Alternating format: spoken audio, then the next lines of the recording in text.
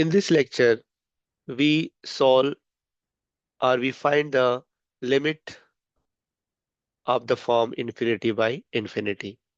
Now we have to evaluate the limit log of 10x whole divided by log x when extending to 0. Here L equal to limit of log 10x upon log x when extending to 0. Now if you put x equal to 0 here, tan 0 is infinity, log infinity is again infinity, and log 0 is again infinity minus infinity, we can say that. So now it is infinity by infinity form. And we know that if we have infinity by infinity form and we are not getting the exact or some finite value of the limit, then we have to apply the L'Hospital rule. Let us apply the L'Hospital rule. Applying L'Hospital rule, we have to differentiate numerator as well as denominator separately. Derivative of log 10x divided by derivative of log x when x tending to 0. Now, what is the derivative of log x? So derivative of log x is nothing but 1 upon x.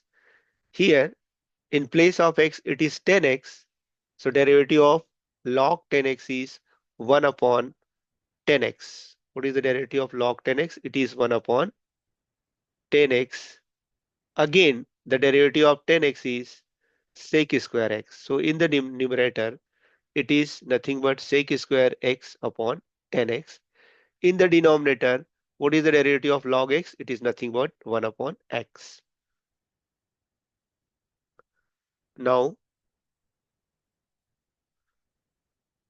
just simplify this, x goes to numerator and 10x come to denominator. So we can write down x sec square x whole divided by 10x. Now we know that what is sec x? Sec x is nothing but 1 upon cos x, and 10x is equal to sin x upon cos x. If we substitute the value, x sec square x is 1 upon cos square x, and 10x is sin x upon cos x. So 1 cos x will cancel. We have x upon cos x into sin x. X upon cos x into sin x.